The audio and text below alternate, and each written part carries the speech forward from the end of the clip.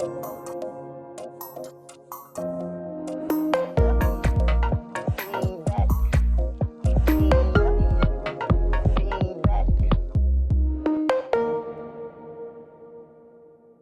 everybody. Welcome to today's episode of What's New in Data. We have a very special guest today. I'd like to introduce Bruno Aziza, Head of Data and Analytics at Google Cloud.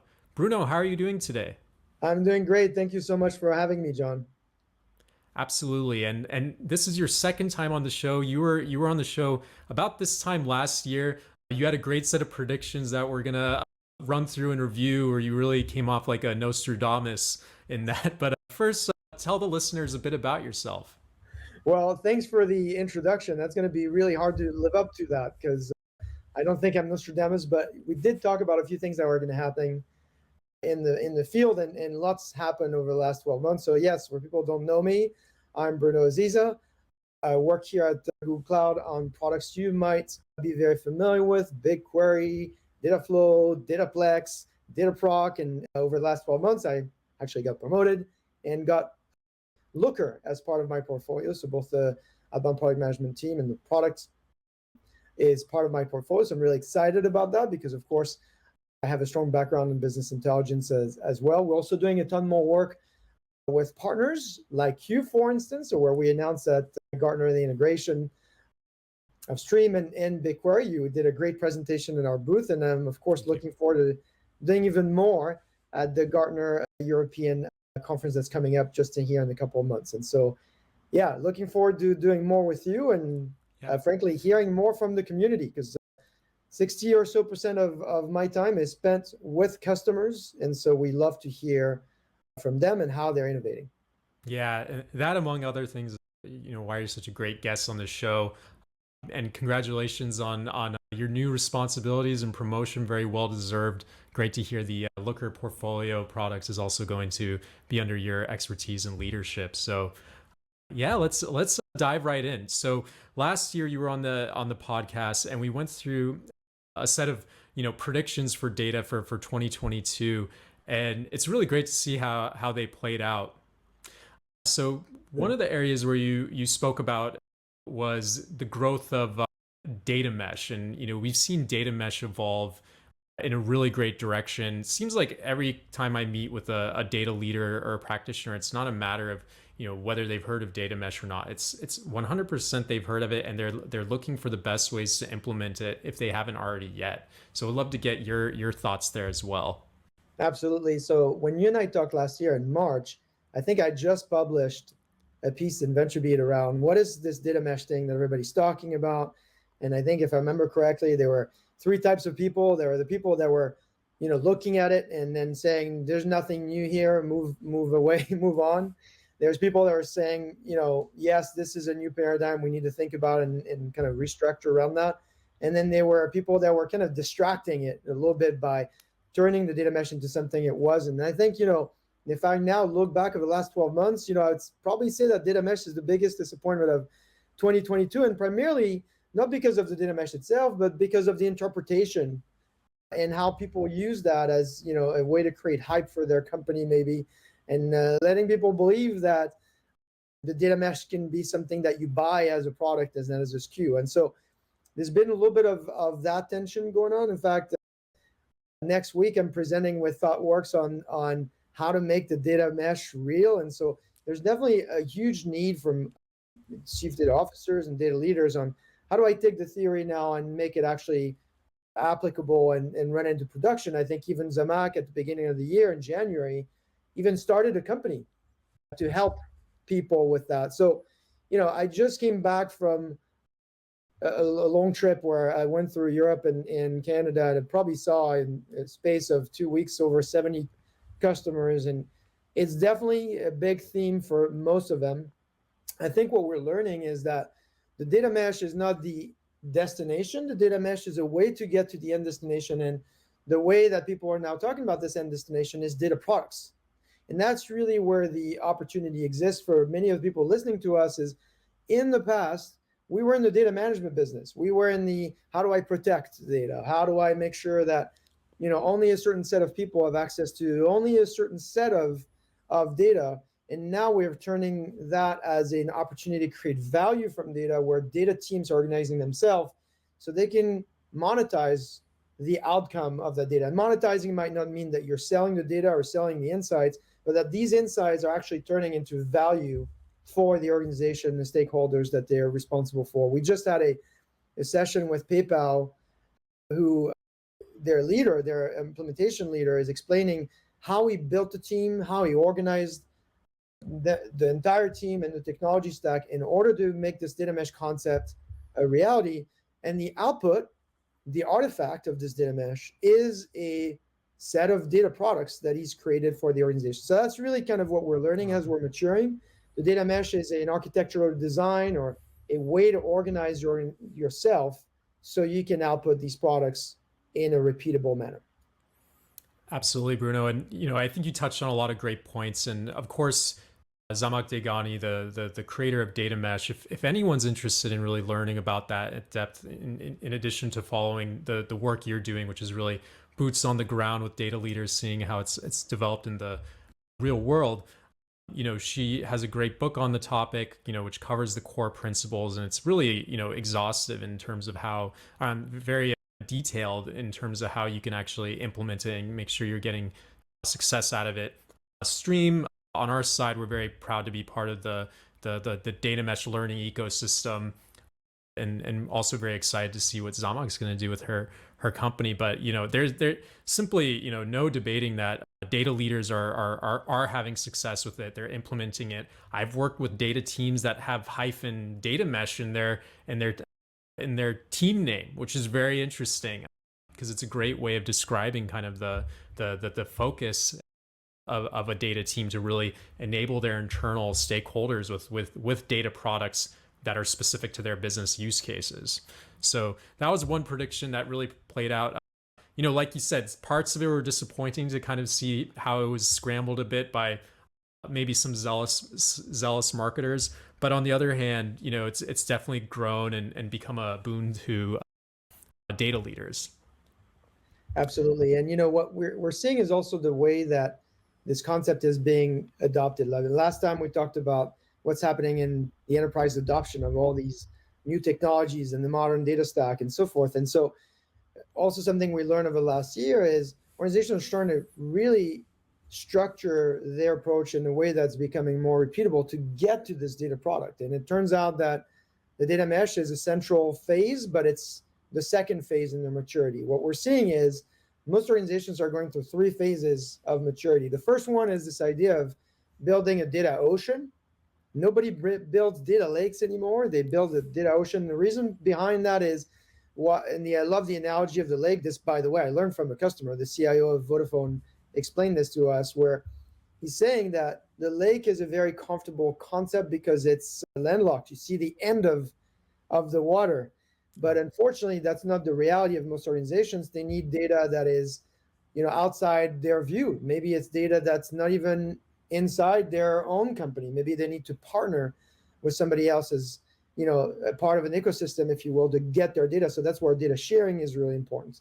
Often we think about analytics workload as this siloed bit, if you will, but now we're seeing organizations having to do analysis across analytical data and transactional data that's in multiple clouds, data that's in hybrid concepts. And so this idea of building for an open ecosystem, which most customers now are starting to call this the data ocean, is the first phase that they're structuring. The second phase is about the data mesh, where now that you have a strong technical foundation, how do you structure your organization around enabling innovation at the edge?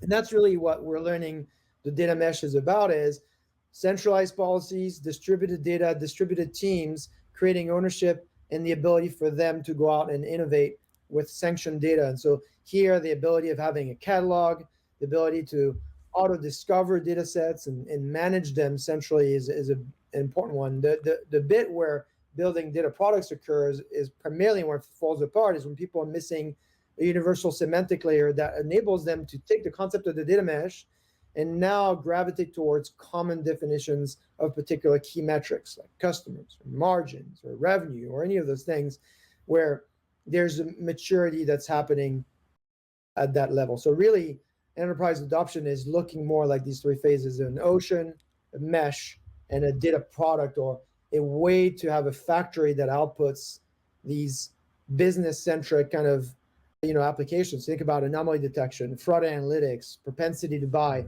All those are data products that are really quite different from what we experienced in the past. Yeah, I wanted to key in on one point. There was a lot of rich insights that you just shared. You mentioned the semantic layer, and I previously had a guest on the show, Abhi Sivasailam, who led data at Flexport, which is a large logistics and shipping company, data provider. And he had this concept of eliminating arbitrary uniqueness across companies. I think this idea that, okay, every company has some metric to track revenue or LTV or payback, whatever the metric may be, and we can standardize on these things. So do you see the semantic layer becoming more popular also within the realm of governance, and if you can call it data oceans? So I don't know about standardizing across organizations because yes, there are some industry key metrics that everyone's going to use to benchmark, right? So conversion, for instance, of leads to qualified deals, that might be a key metric. Yeah. Pipeline coverage might be a key metric, and those are pretty standard. But I would say that the first problem that most organizations have is a standardization within their organization, right? The average organization might have 5, 6 different definitions of the term customer. What is a customer? Is a customer someone that has bought from you once, or that has bought above a certain amount of repeat business, or someone that hasn't churned in X number of months? So that set of, if you will, catalog and common definition across multiple departments is essential, right? When sales and marketing are talking about customers, are they talking about the same thing? And what we've noticed is over the last 30 years, we've had a lot of progress being made with BI tools creating their semantic as it relates to the data stack itself. So tight vertical integration between a database, its semantic and its visual representation, a dashboard, but the issue is most organizations have 5 or 6 of them. And so what happens is, while we end up consuming very appealing, very great looking, dashboards, we also end up with 5 different definitions. So while the dashboards are used and maybe more attractive, they're also kind of in conflict with each other, and that's creating divisions across the business or organizations inside your company. So I think that's where the universal semantic layer makes a lot of sense, where the world is moving to a state where now you're consuming data through multiple interfaces. It might be a spreadsheet, it might be a dashboard, it might be a custom application. The thing that you want to do as a data leader is make sure that they're all consuming the same, they're coming from the same semantic, even though they might be coming from different data sources, right? In the past, the way that we solved this one version of the truth is we used to say, put all the data into one place, put all the data into this beautiful data warehouse, and everything will be fine. But I think what we also are realizing is, while there's diversity of consumption, there's also diversity of origination. If the data that you want to analyze might not be data that you own, it might be the data from your partners, it might be data coming in from an API that you're using on the fly to transform and then get an insight. It's really hard to control that environment. So you need something in the middle that is kind of your governed, sanctioned type of semantic that now all your application users can connect to and know that there's some kind of, I don't want to say neutrality, but simplicity, so we can all talk the same language. And that, I think, is a real mindset shift for organizations, because the way they used to control that in the past was through vertical integration, put all the data into one place and integrate it as a stack with maybe one dashboard. But the reality is that today you have by default, if you have Excel, you have by default 2 ways of looking at your data, and that's when it starts to break apart. Yeah, absolutely. And there's all this innovation going on, and at the same time racing for standardization.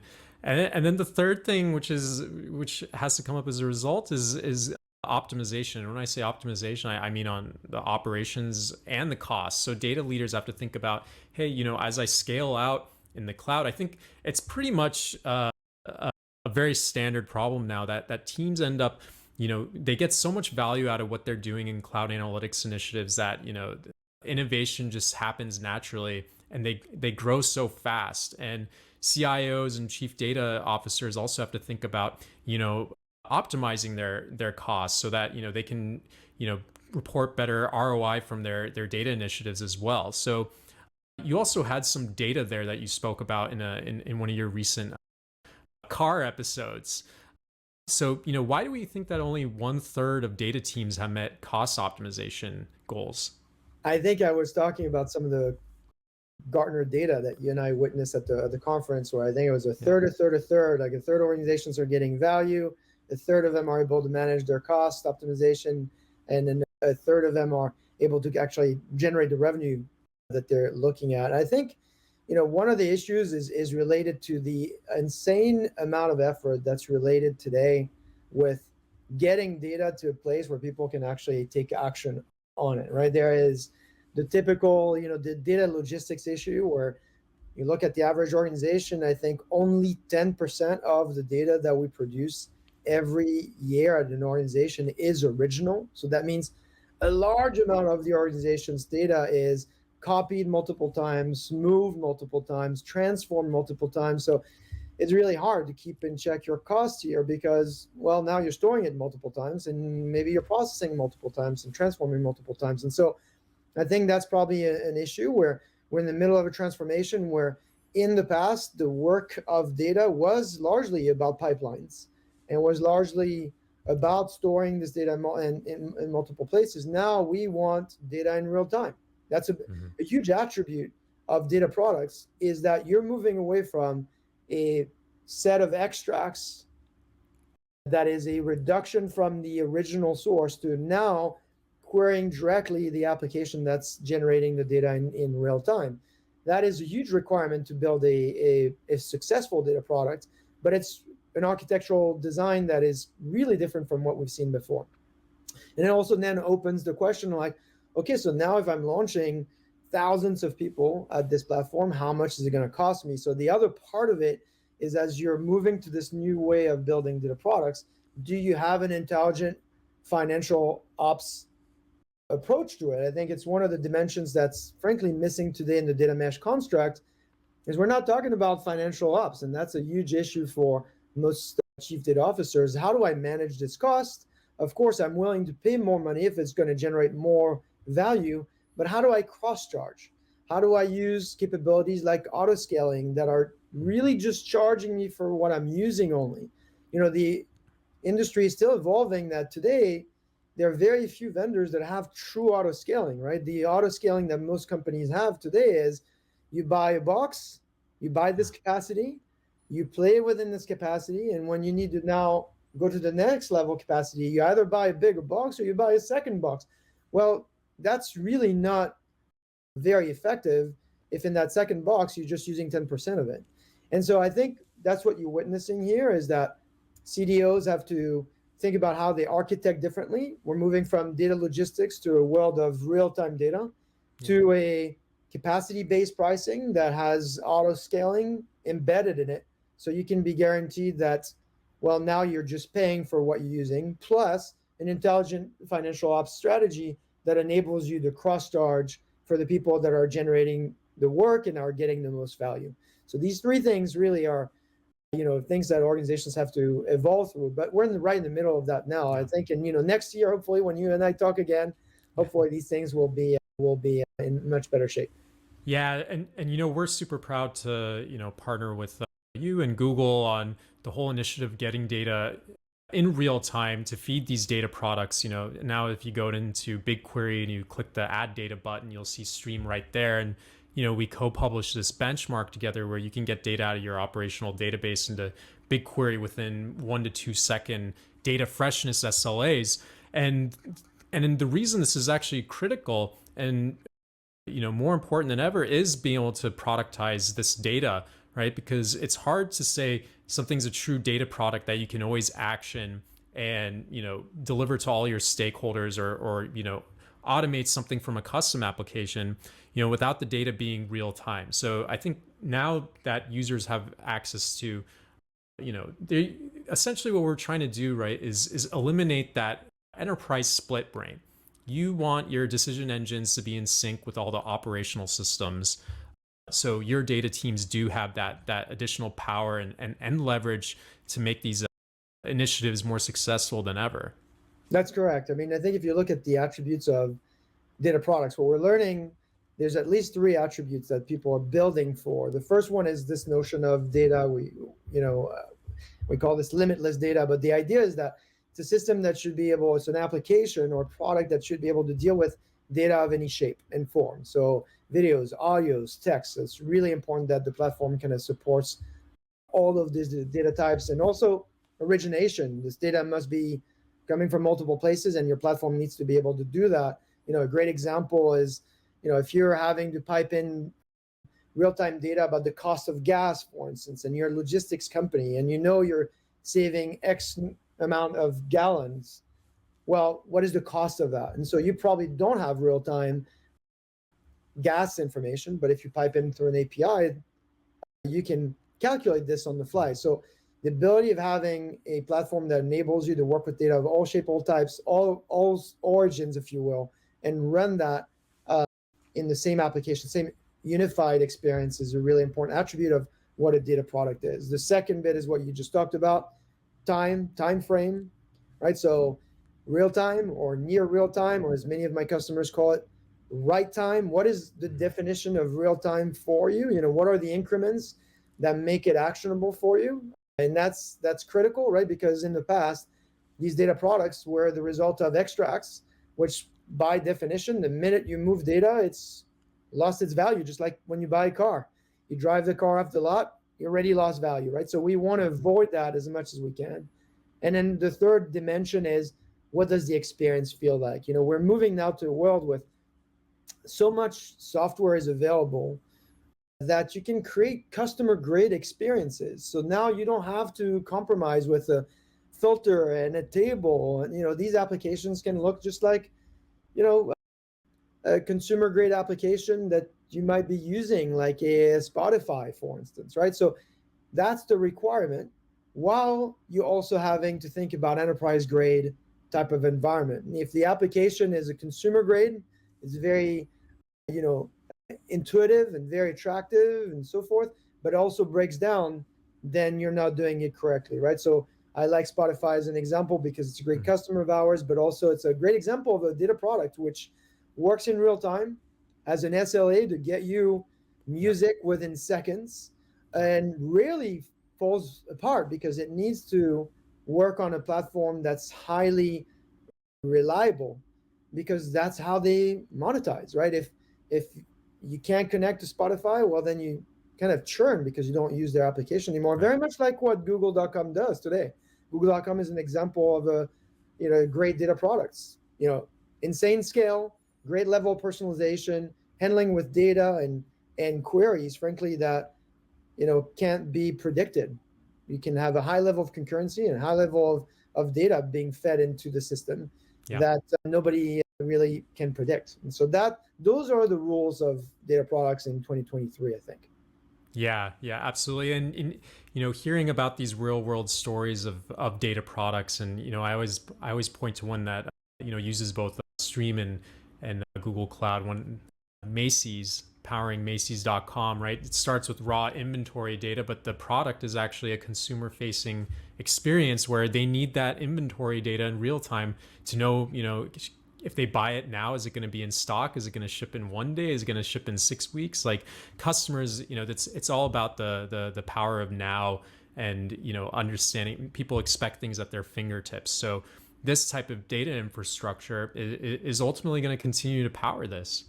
It's a great example. Retail is one I think everybody can relate to. We have a customer, for instance, created an integration between Google Maps and their inventory system, where you as a consumer, you can say, I need gravy right now. You can search that through Google Maps. It'll get you to the retail location.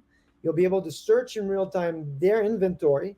And wait, there's more. You'll be able to even see in the aisle where that item is. And so if you can imagine, right? So being able to provide this level of experience to a consumer, really kind of 10x the experience, where now you're really not having to waste your time or hope the item is going to be there. You know exactly which item, what location, what aisle, so you can just make your accomplish the job, if you will, of buying that gravy in a much more highest fidelity and much more seamless fashion than you could ever imagine in the past. And so I think that's how you need to think about it today. If you're a chief data officer or data leader, that's the type of experience you want to build for your stakeholders, internal and as well as external.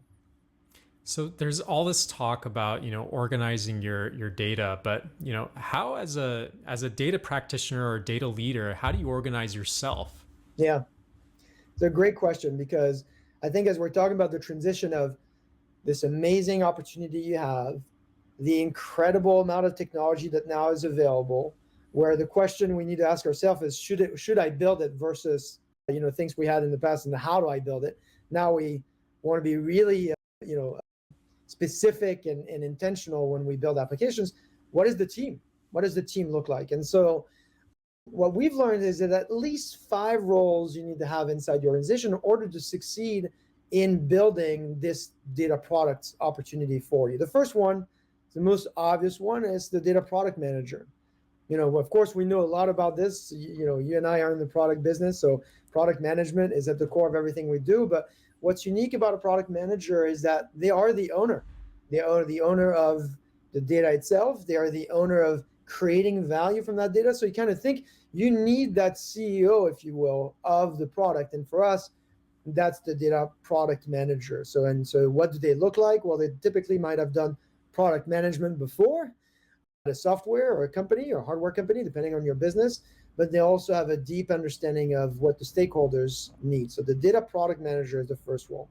The second role that we see is the program manager, because while the data product manager is going to be worried about the outcome, what does the product look like, having a product requirement document written, so forth, someone needs to make sure that we're walking down those milestones and that the definition and the delivery look very similar, right? Because often, one of the issues is you communicate what you want and you end up with something very different. And so program manager helps with that, brings stakeholders, weekly meetings, sprints, whatever it is that's needed in order to deliver on the promise. The UX leader is the third type of role that we see. And, we know the best UI is no UI often. So you need someone to think about how will all this value be experienced. Often as data people, we tend to forget, we have the curse of knowledge where we tend to forget that the stakeholders themselves, they're not data people, right? So again, you go back to the example of google.com. Think about the UI. It's a search bar. There's nothing, right? So that clearly was built by somebody that really understood what a great UI can be. And so the UX leader is important here. The data engineer is really the person that's going to be deploying the infrastructure, building the solution around this modern requirement of real time.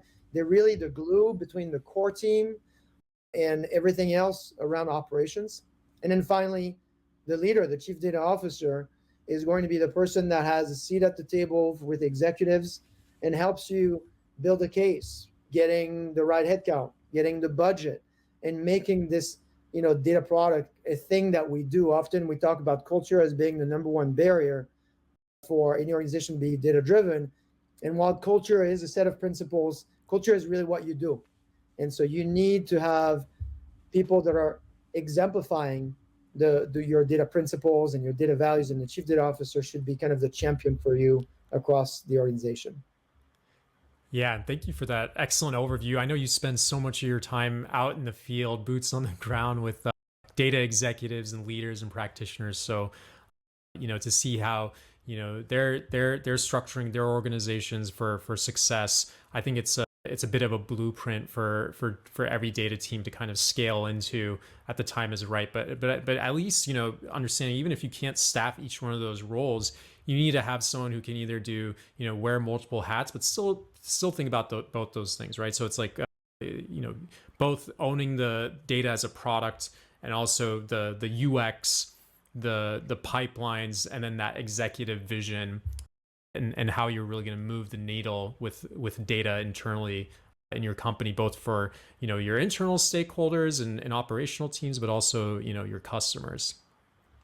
Absolutely. I mean, there's so much to learn here. I really want to invite people to reach out to the community, leaders at Mercado Libre, at PayPal, WPP, and, follow us on, we have this great program called Data Journeys where we interview customers that are succeeding. So, don't just watch the video, reach out to the leaders. And then, of course, I've got my own CarCast that I do on a weekly basis where I kind of try to share the best practices that I'm learning on a weekly basis. So it's a really great time to be in data in 2023 because we're kind of the intersection between the old world into this new world here that's really quite promising for all of us here in the data business.